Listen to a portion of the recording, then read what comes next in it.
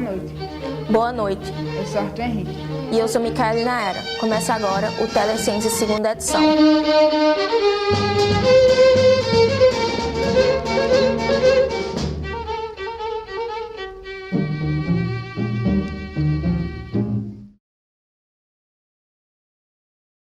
O intemperismo é um processo natural de desgaste do solo, mas a retirada da cobertura vegetal exacerbada está agravando cada vez mais esse quadro. É o que nos mostra a turma do 6º ano.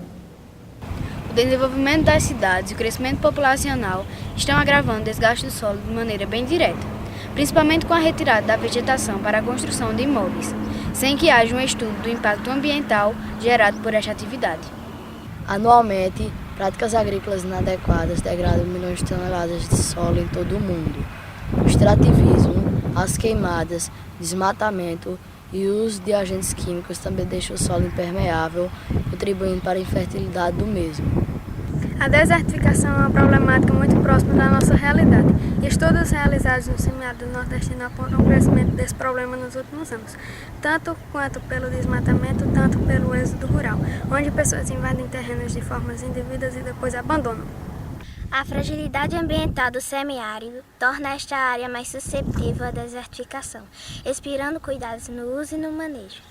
Estamos em uma roda de conversa com o engenheiro florestal Felipe Almeida, que irá tirar nossas dúvidas sobre o manejo adequado do solo e as práticas agroflorestais. Felipe, o que é o manejo do solo? Bom, o manejo no solo, na realidade, é um conjunto de técnicas que a gente utiliza para conservar o solo. O que é conservar o solo? É fazer com que o solo que a gente usa hoje, a gente possa continuar utilizando, para que os filhos de vocês possam utilizar, para que os netos, ou seja, todas as outras gerações possam utilizar. E a gente só vai ter esse solo, ou seja, esse solo que a gente possa plantar, por exemplo, para ter o nosso feijão, o milho, o alface que vocês comem no almoço, se a gente conservar o solo, se a gente manejar o solo. Então, basicamente, manejo do solo é o conjunto de técnicas que a gente utiliza para conservar o solo, ou seja, manter a qualidade dele. Como o manejo do solo pode ajudar a reduzir a desertificação? Bom, o manejo do solo ele pode ajudar para reduzir a desertificação pela seguinte maneira. Se a gente não fizer manejo do solo, se a gente não conservar o solo que a gente usa, esse solo ele vai se degradando, ou seja, ele vai ficando ruim. Vai ficando muito ruim e a cada dia pior. Chega um momento que fica muito difícil plantar naquele solo, certo? Ou seja, eu não vou conseguir mais naquela área produzir, por exemplo, feijão, arroz, a comida de vocês.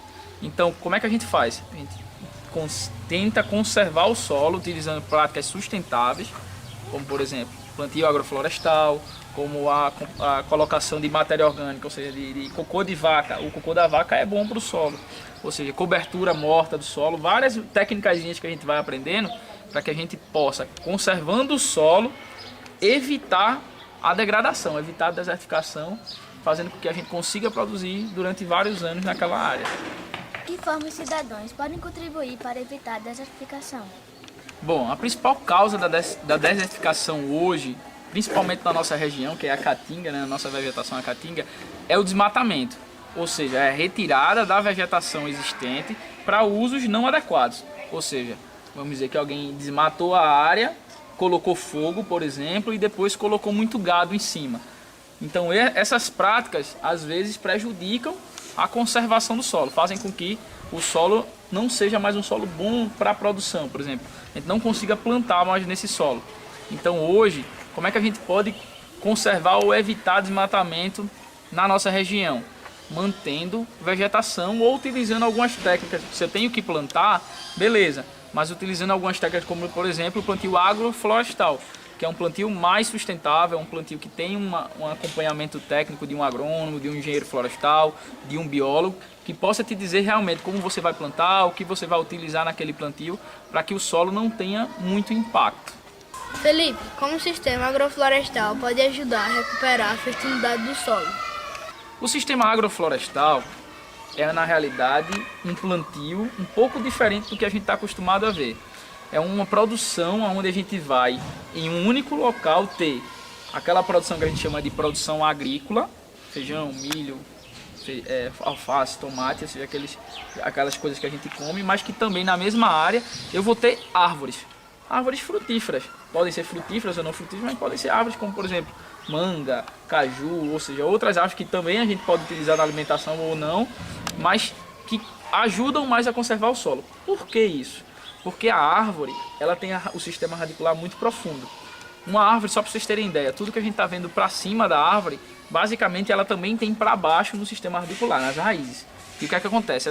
Essas raízes, elas funcionam como cabelos nossos que seguram o solo, ou seja, fazem com que o solo fique ali preso e trazem maior qualidade àquele solo. Então, o sistema agroflorestal, ele utiliza uma técnica que utiliza vários tipos de plantio diferente e com o máximo de espécies diferentes também.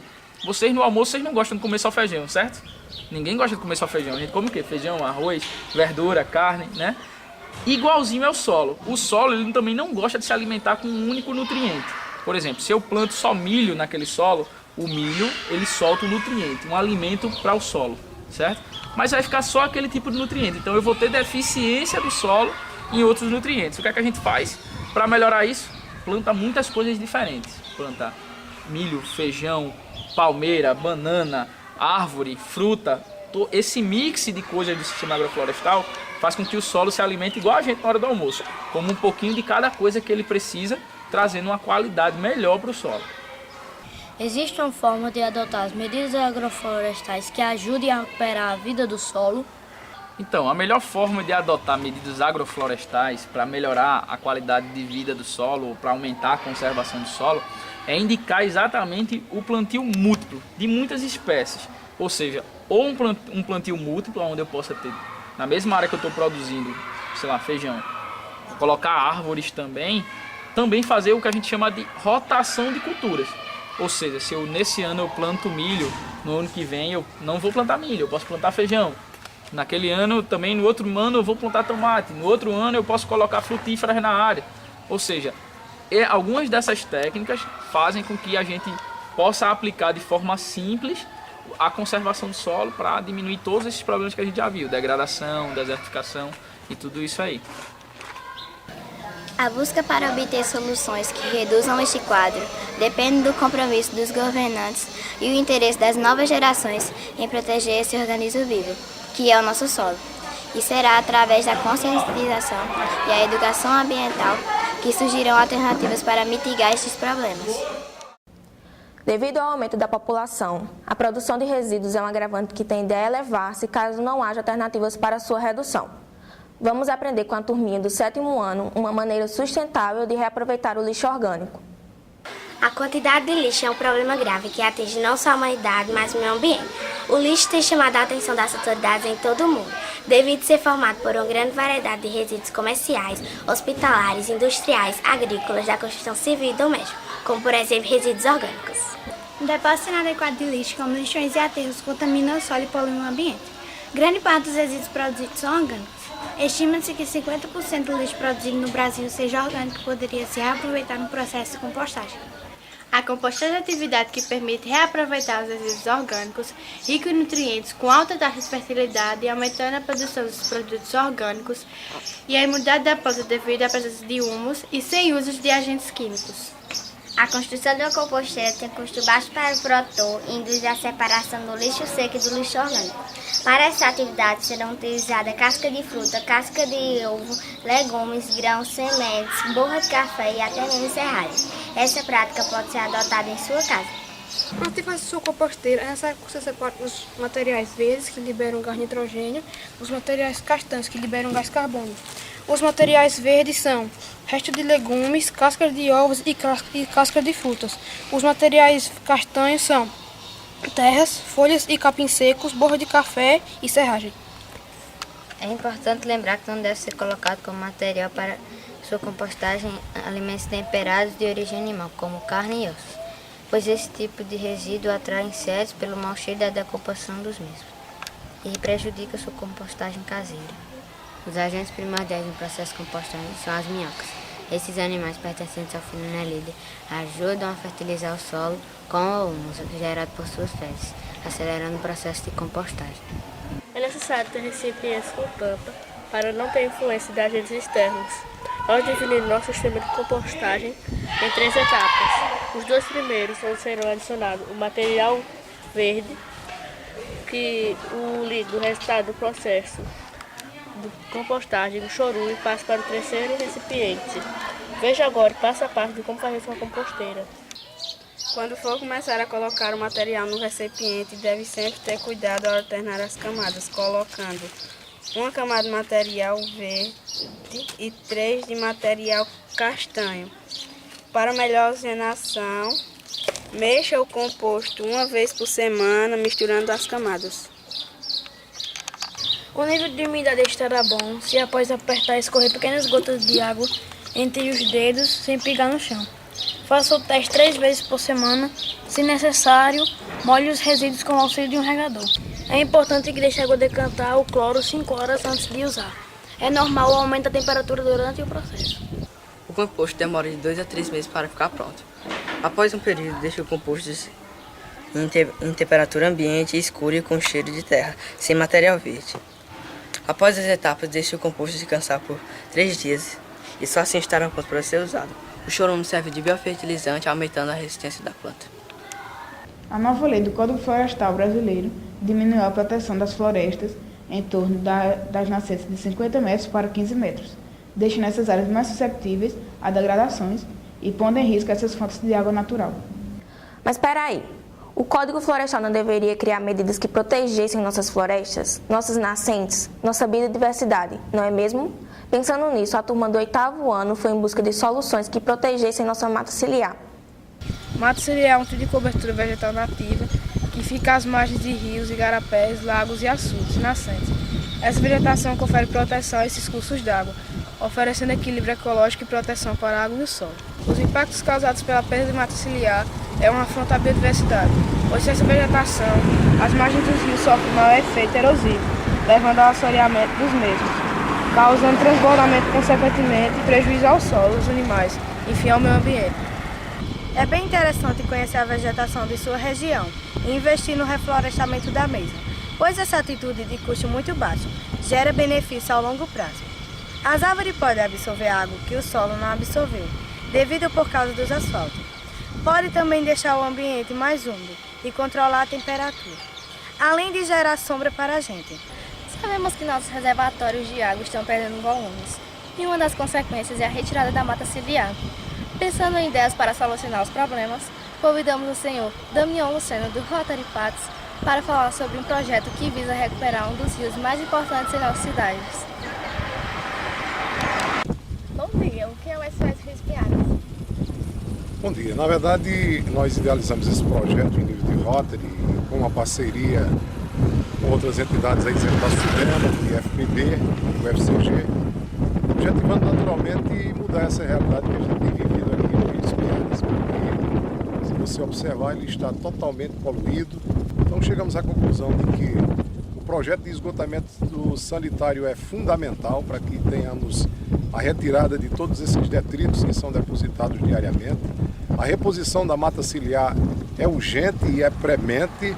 E além disso, tem que se barrar essa invasão imobiliária. As pessoas estão construindo as suas casas, os seus estabelecimentos dentro do próprio rio.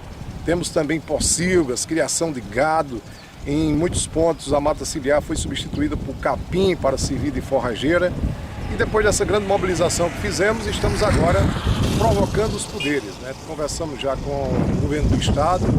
O governo federal já tem um projeto em torno de 170 milhões para o esgotamento e ele é peça fundamental. Enquanto o esgotamento não for feito, nós não teremos uma perspectiva mais positiva para que tenhamos esse rio como ele deve ser. Damião, como a sociedade patoense pode contribuir com o SOS Rios Piaras? Bom, primeiro se conscientizando, né?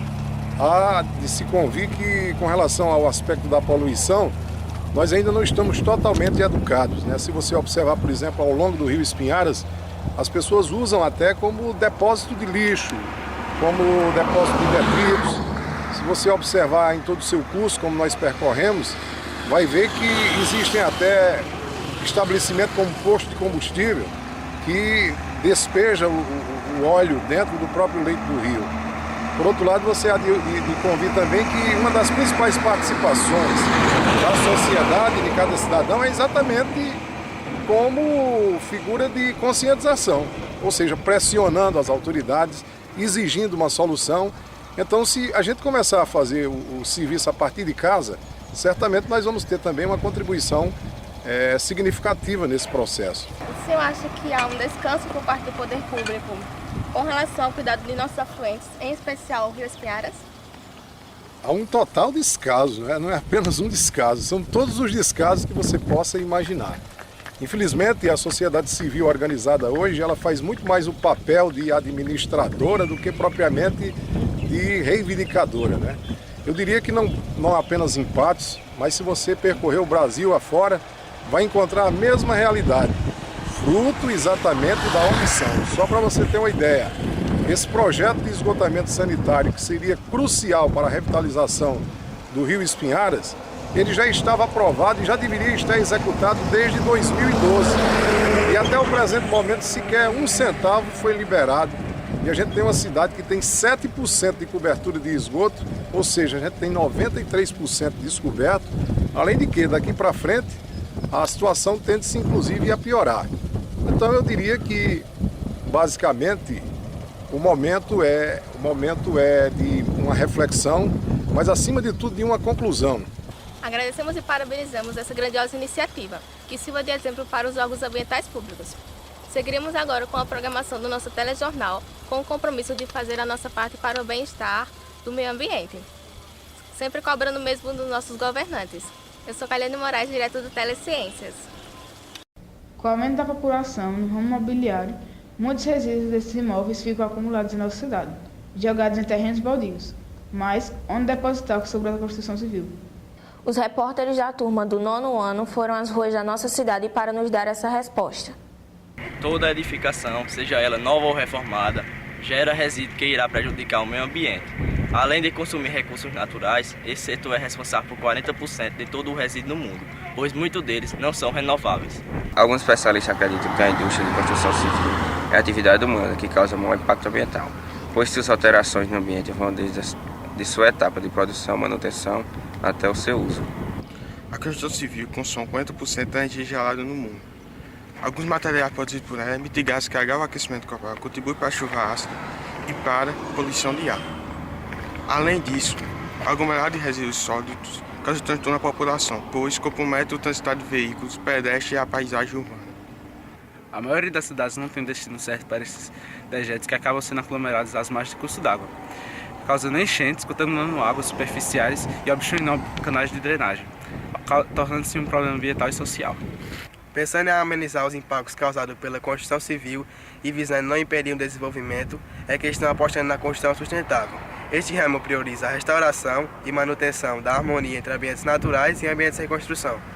Você sabia que alguns países não podem mais produzir alimento suficiente para a sua população, porque eles não têm água suficiente para se sustentarem, e que a pecuária é a principal culpada desta consequência? Veja a seguir. Você está comendo muita carne. É suas refeições.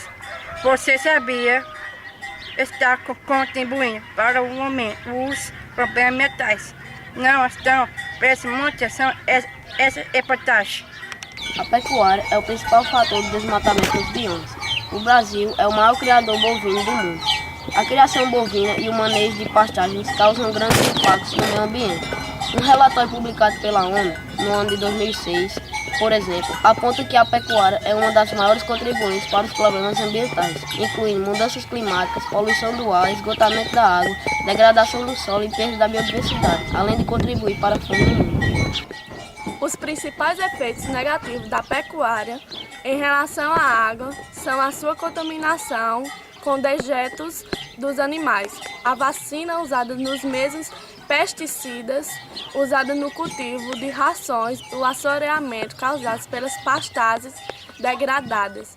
Além de contaminar a água doce, o gasto dessa água na pecuária é altíssimo, onde para produzir 1 quilograma de carne bovina é necessário o uso de 15 mil litros de água, segundo a Unesco. No processo de digestão, os ruminantes, como por exemplo os bois, liberam com arroz e flatulência gás metano, que é mais nocivo que o gás carbono e aumenta com mais capacidade o efeito estufa. A pecuária é o maior problema da Amazônia. Promove desmatamento, retira vegetação nativa para produzir a soja. Dessa forma, este bioma perde biodiversidade e essa atividade agrava sua degradação ambiental.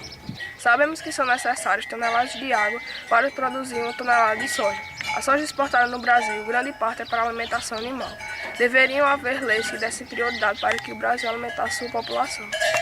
Mas já existem alternativas sustentáveis para amenizar essa problemática. É a pecuária orgânica, cujo objetivo é a produção mantendo o equilíbrio ecológico, englobando todos os componentes produtivos, onde a carne ela é produzida de maneira natural, isenta de resíduos químicos com a preocupação socioambiental.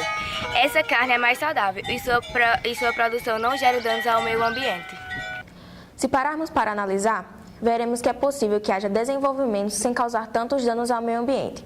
É o que nos mostra as repórteres Bianca Maria, Beatriz Brunetti, Maria Eduarda Souza e Maria Eduarda Leite.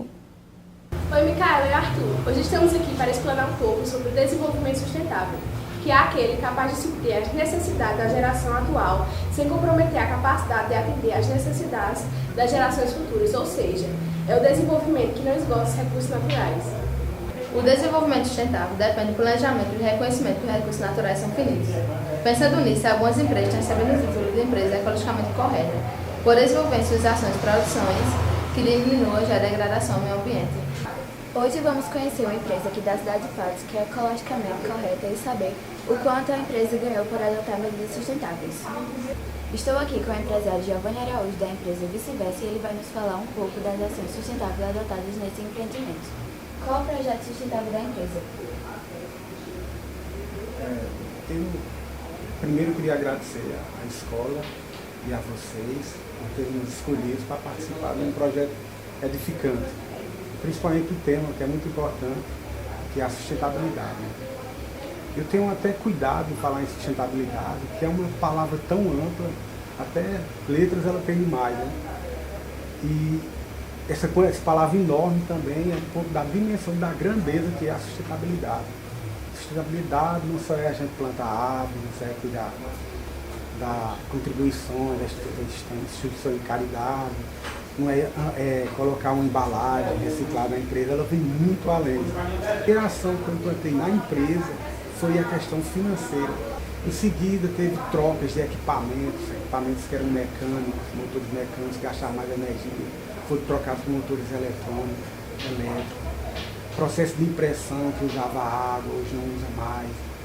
E assim a gente está tentando implantar aos poucos essa cultura nossa de sustentabilidade. Como essas atitudes influenciam na produtividade da empresa?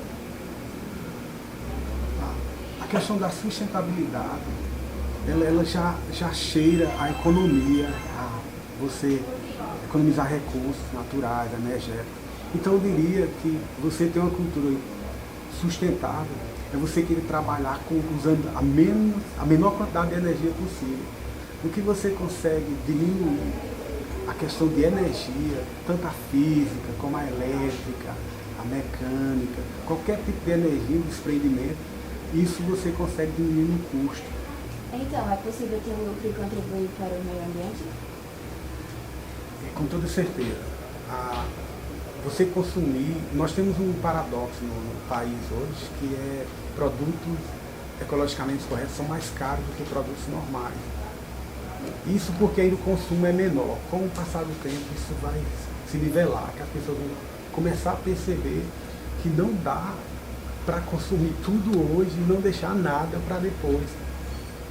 Aí se muita gente começar a criar essa cultura de sustentabilidade, isso vai ter muito mais produto no mercado, isso vai se tornar altamente lucrativo para as empresas. Obrigado pela entrevista e parabéns por cuidar do nosso planeta. O desenvolvimento sustentável supra a necessidade de consumo sem esgotar os recursos naturais. Os produtos ecos investem mais em qualidade que em quantidade, diminui o uso de matérias-primas, reduz a emissão de gases que provocam o efeito estufa e conscientiza as pessoas a reutilizarem e reciclarem os produtos. Portanto, adquira você também alternativas sustentáveis para a sua empresa. Depois de tantas informações sobre o impacto ambiental, eu pergunto, como anda sua pegada ecológica? Você sabe o que é pegada ecológica? Não é nada disso do que você está pensando. Pegada ecológica é a ação de contabilizar o nosso consumo mediante os recursos naturais. Ou seja, é a forma de avaliar como seu estilo de vida contribui ou não para a redução dos impactos ambientais. Existem formas de você ajudar o meio ambiente, reduzindo sua pegada ecológica, como, por exemplo, se alimentando de alimentos orgânicos e utilizando transportes públicos. Se você ainda não codificou sua pegada ecológica, vá agora na internet e mude seu estilo de vida. Estados, municípios, países e até empresas podem controlar sua pegada ecológica através das políticas públicas. Políticas públicas são programas ou atividades desenvolvidas pelo Estado, apoiados por entidades públicas ou privadas, que visam assegurar à população o direito à cidadania. Ter um meio ambiente ecologicamente equilibrado é um direito de todo cidadão e também está presente na Constituição, ou seja, também deve estar incluso nos programas de políticas públicas. Poderíamos citar muitos exemplos ao que se devem fazer parte das políticas públicas, mas vamos nos deter ao que se refere à redução dos impactos ambientais, como reflorestamento, reciclagem, reutilização, consumo consciente e saudável e desenvolvimento sustentável. Atenção população, vamos investir no reflorestamento. Uma árvore vai gerar sombra, umidade, alimento, produzir o gás oxigênio e absorver o gás carbônico, além de ser um purificador de ar natural, que vai diminuir as altas temperaturas. Se só há benefícios, por que você está retirando a sua? Convide os seus vizinhos, conheça a vegetação típica da sua região e comece a reflorestar a sua cidade. Inclua na política da sua cidade a reciclagem.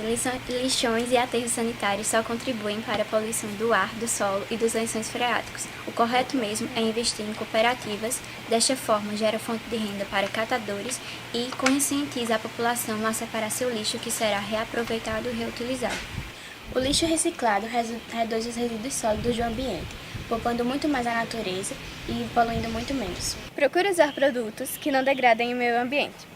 Refis, produtos biodegradáveis, são a forma de você ter qualidade no produto por um preço menor. Reaproveite os restos de alimentos na compostagem. Assim, você produz o seu adubo orgânico, consome alimentos livres de agrotóxicos e impede que esses dejetos contaminem o nosso solo. Atenção empresários, é possível sim ter desenvolvimento sem agredir o meio ambiente. A produção consciente que gera fonte de renda para a sua empresa, não degrada o meio ambiente e ainda recusa a exploração dos recursos naturais. Esta é uma solução para o futuro.